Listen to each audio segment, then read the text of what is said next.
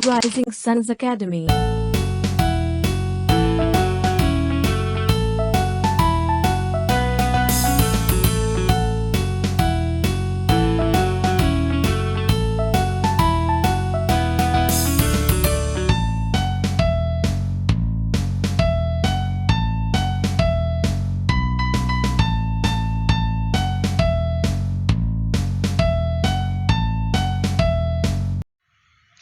नमस्कार दोस्तों, आप सभी का बहुत बहुत स्वागत है हमारे इस प्लेटफॉर्म पर। दोस्तों, मैं दिव्या आप सभी के साथ जुड़ती हूँ करंट अफेयर के सेशन में। और आज है 25 मई 2021। हम देखेंगे 25 मई का करंट अफेयर। सारे क्वेश्चंस कवर करेंगे, तो बने रहे मेरे साथ वीडियो के अंत तक। पूरा वीडियो ध्यान से देखना है। और गाइस, ये जो वीडियो है करंट अफेयर का, ये सभी एग्जाम के लिए इम्पोर्टेंट है। आप किसी भी एग्जाम की तैयारी कर रहे हो, किसी भी प्रतियोगी परीक्षा में अगर आप बैठने वाले हो, तो ये सेशन आपके लिए इम्पोर्टेंट हो जाता है। इसलिए आपको पूरा वीडियो ध्यान से देखना है और डेली करंट अफेयर का जो सेशन होता है उसको जरूर से अटेंड करना है। आइए चलिए स्टार्ट करते हैं आज का सेशन।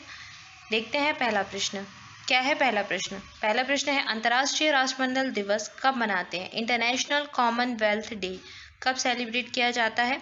ऑप्शंस देख लेते हैं। 10 जनवरी, 24 मई, 25 अगस्त या फिर 12 जुलाई। तो यह दिवस मनाया जाता है 24 मई को। 24 मई को सेलिब्रेट करते हैं अंतर्राष्ट्रीय राष्ट्रमंडल दिवस, इंटरनेशनल कॉमनवेल्थ डे। और 2021 की थीम देख लीजिए क्या है, डिलीवरिंग अ कॉमन फ्यूचर। ये इस वर्ष की थीम हो जाएगी। नोट कर लीजिए, सारे स्टूडेंट नोट कर लें। इस वर्ष की थीम है डिलीवरिंग अ कॉमन फ्यूचर।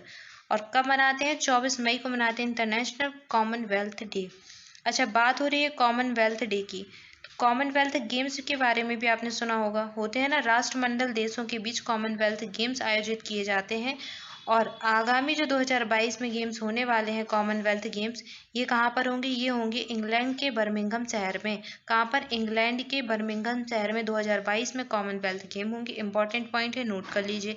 इसके अलावा भारत में कब हुए थे? तो भारत में हुए थे 2010 में, भारत के नई दिल्ली शहर में। कहाँ पर? न्यू दिल्ली में आयोजित हुए 2010 में। और 2022 के जो आगामी होने वाले हैं वो होंगे बर्मिंघम में। ठीक है, तो इतना याद कर लीजिए। इसके बाद कॉमनवेल्थ के बारे में चर्चा कर लेते हैं, थोड़ा राष्ट्रमंडल देशों के बारे में। तो राष्ट्रमंडल की स्थापना हुई थी 1949 में। ये 1949 में इस्टेब्लिश हुआ था। और इसमें जो मेंबर कंट्रीज हैं, यानी कि सदस्य जो देश हैं, वो है 54। कितने सदस्य देश हैं? 54 सदस्य देश हैं। और जो नया ऐड हुआ है वो है मालदीव, यानी कि न्यूएस्ट जो देश है वो है मालदीव। न्यूएस्ट देश कौन सा हो जाएगा? मालदीव हो जाएगा आपका। और 54 मेंबर कंट्रीज हैं। इसका हेडक्वार्टर कहाँ है? इसका हेडक्वार्टर लंदन में है। यूके के लंदन शहर में इसका हेडक्वार्टर हो जाएगा। ठीक है, तो याद रखना है। अच्छा, ये है किन का संघ? तो राष्ट्रमंडल उन देशों का संघ है जो कि ब्रिटिश जो रहे हैं, जो कि ब्रिटिश वाले लोग रहे हैं, ब्रिटिश के अधीन रहे, या तो उनकी गुलामी वाले देश रहे, या जिन पर कभी ना कभी ब्रिटिश का शासन रहा है। तो उन देशों का ये संघ है राष्ट्रमंडल। और इसमें कितनी मेंबर कंट्रीज हैं? 54। ठीक है, इसलिए इसका हेड क्वार्टर भी कहाँ पर है? यूके के लंदन में ही है। और इसकी हेड भी कौन होती हैं? यूके की, यानी कि लंदन की, यहाँ की जो क्वीन एलिजाबेथ अभी जो द्वितीय हैं यहाँ की हेड, तो वो ही इसकी हेड होती हैं। हेड ऑफ द कॉमनवेल्थ होती हैं क्वीन एलिजाबेथ जो द्वितीय हैं अभी वर्तमान में, वो इसकी हेड हो जाएंगी। ठीक है, तो इतनी जानकारी आपको इस प्रश्न से याद रखनी है। ऑप्शन बी इस प्रश्न का राइट आंसर हो जाएगा। आइए बढ़ते आगे, देखते हैं अगला प्रश्न। अगला प्रश्न दिवस से संबंधित ही है। अंतर्राष्ट्रीय गुमशुदा बाल दिवस, इंटरनेशनल मिसिंग चिल्ड्रंस डे कब मनाया जाता है? ऑप्शन है 22 मई, 23 मई, 24 मई या फिर 25 मई। इस प्रश्न का सही उत्तर हो जाएगा ऑप्शन डी, 25 मई। 25 मई को मनाते हैं अंतर्राष्ट्रीय गुमशुदा बाल दिवस, इंटरनेशनल मिसिंग चिल्ड्रंस डे। 25 मई को मनाया जाता है। अच्छा, आपको कुछ ऑपरेशन याद रखने हैं। जो गुमशुदा बच्चे होते हैं उनको ढूंढने के लिए भारत के विभिन्न राज्यों में कुछ ऑपरेशंस चलाए गए। जैसे कि ऑपरेशन इस्माइल अगर आपसे पूछ ले तो ये गुमशुदा बच्चों को ढूंढने से लेकर संबंधित है। ऑपरेशन मिलाप इसी से संबंधित है। और ऑपरेशन मुस्कान ये भी गुमशुदा बच्चों को ढूंढने से संबंधित हैं। और ये किन किन राज्यों के ये पूछे जाते हैं तो याद कर लीजिए। ऑपरेशन स्माइल चलाया गया था हैदराबाद में, और इसमें इस रेस्क्यू में 325 बच्चों का रेस्क्यू किया गया था, 325 बच्चों को ढूंढा गया था। ऑपरेशन मुस्कान चलाया गया था, कहाँ पर? ऑपरेशन मुस्कान है तेलंगाना राज्य से संबंधित। यहाँ पर 3914 बच्चों का रेस्क्यू किया गया था। और इसके अलावा ऑपरेशन मिलाप चलाया गया था दिल्ली पुलिस के द्वारा, कहाँ पर? दिल्ली पुलिस का है। और यहाँ पे 333 बच्चों का रेस्क्यू किया गया था, 333 बच्चों को ढूंढा गया था। जो गुमशुदा बच्चे हैं उनको ढूंढने से लेकर संबंधित हैं ये ऑपरेशन, ऑपरेशन स्माइल, ऑपरेशन मिलाप और ऑपरेशन मुस्कान। ठीक है, ये आपसे पूछे जा सकते हैं, इसलिए आपको नोट कर लेना है। किन किन राज्यों के हैं ये भी याद करना है। एक बार फिर से रिवाइज करा देते हैं। ऑपरेशन स्माइल हैदराबाद का हो जाएगा, ठीक है। ऑपरेशन मुस्कान कहाँ का हो जाएगा? तेलंगाना का हो जाएगा। और ऑपरेशन मिलाप कहाँ का है? दिल्ली पुलिस का है, ठीक है, दिल्ली पुलिस ने चलाया था। इसके अलावा एक रिपोर्ट आई थी जिसमें बताया गया था कि भारत में जो गुमशुदा बच्चों की सबसे ज़्यादा केसेस मिलते हैं वो मिलते हैं मध्य प्रदेश राज्य में। कहाँ पर? मध्य प्रदेश राज्य में सबसे ज़्यादा गुमशुदा बच्चों की केसेस पाए जाते हैं। तो ये जो है एक रिपोर्ट में बताया गया था, तो ये भी याद रखिए। अच्छा, एक international centre for missing and exploit children यानी कि ICMEC है। एक इंटरनेशनल मिसिंग जो चिल्ड्रन गुम हो जाते हैं उनके बच्चों के लिए, उन बच्चों के लिए एक इंटरनेशनल संस्था बनाई गई है जो कि अंतर्राष्ट्रीय गुमशुदा बाल दिवस आयोजित करती है। तो ये जो संस्था है इसकी स्थापना कब हुई थी? इसका फॉर्मेशन हुआ था 1998 में। इसका फुल फॉर्म क्या है? ICMEC का international centre for missing and exploit children, ये इसका फुल फॉर्म हो जाएगा। 1998 यानी कि 1998 में इसकी स्थापना हुई थी। और हेडक्वार्टर कहाँ पर है इसका? हेडक्वार्टर इसका USA में हो जाएगा। और यही संस्था हर वर्ष इस दिवस का आयोजन करती है। कब? 25 मई को, 25 मई को मनाया जाता है ये दिवस। ऑप्शन डी इस प्रश्न का राइट आंसर हो जाएगा। आइए देखते हैं अगला प्रश्न। नेक्स्ट है, हाल ही में किस राज्य सरकार ने राज्य में कोरोना मरीजों के लिए उमंग के बाद अब संजीवनी परियोजना शुरू की है? ऑप्शन है हरियाणा, बिहार, पंजाब या फिर तमिलनाडु।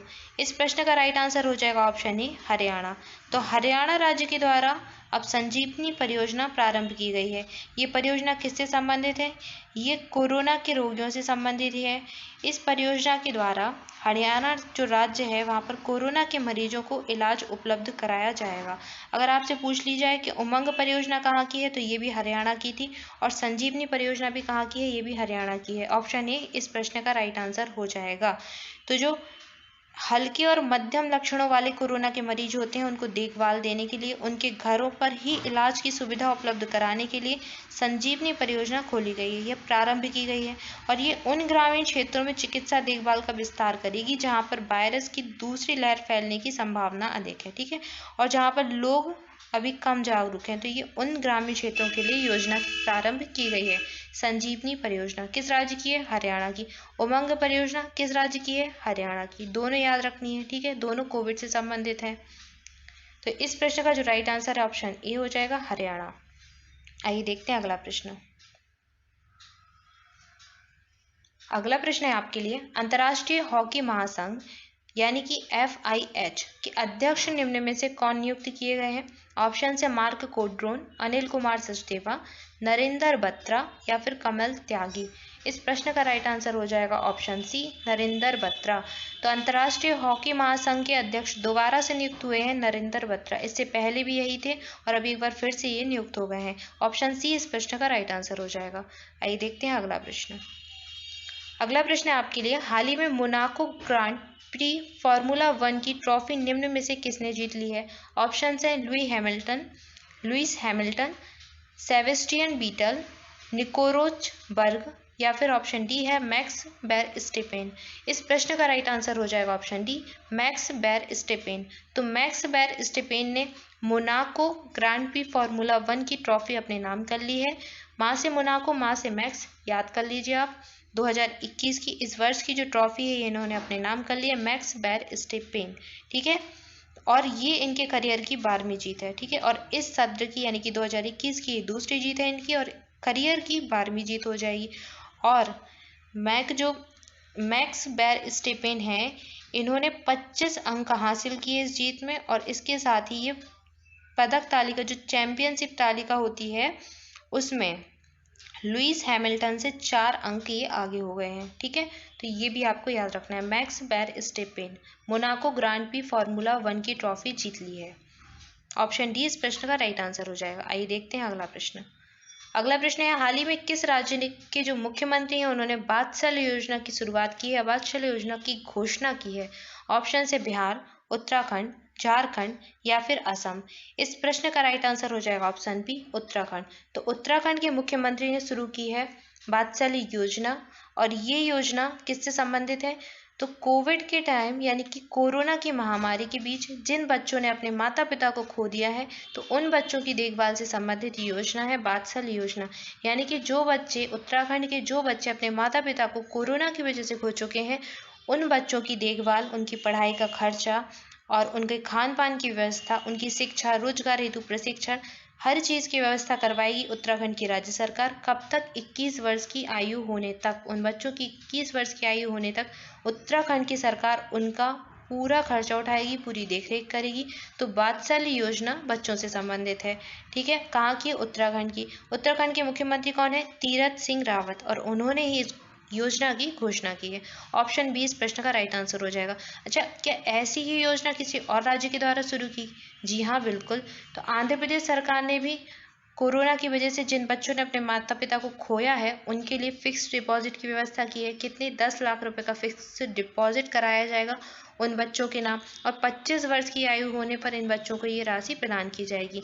इसके अलावा और राज्यों के द्वारा भी योजनाएं चलाई जा रही हैं। मध्य प्रदेश, हरियाणा राज्य ने भी घोषणा की है। दिल्ली सरकार ने भी घोषणा की है कि वो बच्चों की देखभाल करेंगे, उनकी पढ़ाई का खर्चा उठाएंगे, जिन बच्चों ने अपने माता पिता को कोविड की वजह से खो दिया है। ठीक है, तो सभी राज्यों के द्वारा ये योजनाएं स्टार्ट कराई जा रही हैं, पर नाम याद रखना है। वात्सल्य योजना अगर पूछ ली जाए तो कहाँ की है? उत्तराखंड राज्य की। ऑप्शन बी इस प्रश्न का राइट आंसर है। आइए बढ़ते आगे, देखते हैं अगला प्रश्न। नेक्स्ट है, हाल ही में किस राज्य सरकार ने mission oxygen self reliance launch किया है? ऑप्शन है दिल्ली, महाराष्ट्र, उत्तर प्रदेश या फिर मध्य प्रदेश। इस प्रश्न का राइट आंसर है ऑप्शन बी महाराष्ट्र। तो महाराष्ट्र में ऑक्सीजन सेल्फ रिलायंस लॉन्च किया गया है, याद रखना है। ऑप्शन बी इस प्रश्न का राइट आंसर हो जाएगा। आइए देखते हैं अगला प्रश्न। अगला प्रश्न है, किस संगठन ने दुनिया का सबसे बड़ा और सबसे शक्तिशाली अंतरिक्ष विज्ञान दूरबीन जेम्स वेब स्पेस टेलीस्कोप विकसित किया है? ऑप्शन है नासा, इसरो, डीआरडीओ या फिर स्पेस एक्स। तो यह टेलीस्कोप जो विकसित है वो किया गया है नासा के द्वारा। नासा अमेरिका की अंतरिक्ष एजेंसी है, और इसके द्वारा जेम्स वेब स्पेस टेलीस्कोप विकसित किया गया है, और बताया जा रहा है कि दुनिया का सबसे बड़ा और सबसे शक्तिशाली अंतरिक्ष विज्ञान दूरबीन है। किसने विकसित किया है? नासा ने। नासा कहाँ की अंतरिक्ष एजेंसी? अमेरिका की।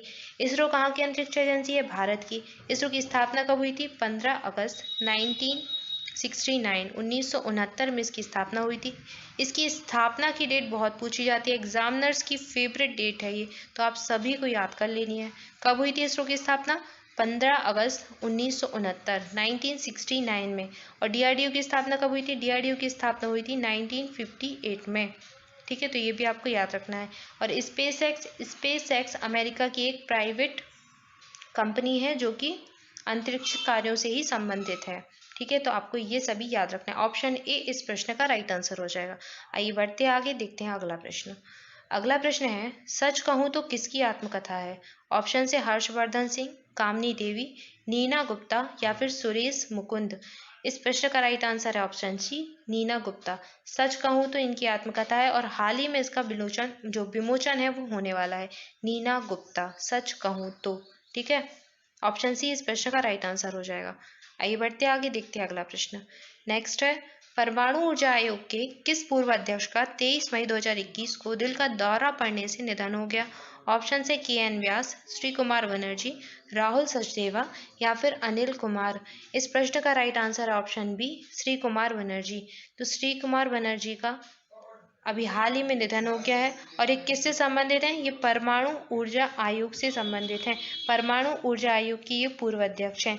इसके अलावा इनसे इम्पोर्टेंट पॉइंट क्या है? इनको पद्मश्री से सम्मानित भी किया जा चुका था। 2005 में इनको पद्मश्री से सम्मानित किया था, और इसके अलावा 1989 में इनको शांति स्वरूप भटनागर पुरस्कार भी प्रदान किया गया था, जो कि विज्ञान के क्षेत्र में बहुत इंपॉर्टेंट पुरस्कार हो जाता है, तो ये भी याद रखना है। शांति स्वरूप भटनागर पुरस्कार मिला था 1989 में, और पद्मश्री कब मिला था? पद्मश्री अवार्ड मिला था 2005 में। किनको? श्री कुमार बनर्जी को। किस क्षेत्र से संबंधित हैं? विज्ञान से संबंधित हैं। परमाणु ऊर्जा आयोग के पूर्व अध्यक्ष रह चुके थे। ठीक है, ऑप्शन बी इस प्रश्न का राइट आंसर हो जाएगा। सो गाइज, ये था आज का करंट अफेयर। आइए देखते हैं आज के लिए आपका प्रश्न है, हाल ही में 51वां हस्तशिल्प और उपहार मेला का उद्घाटन कहाँ पर किया गया? ऑप्शन है दिल्ली, हैदराबाद, लखनऊ या फिर भोपाल।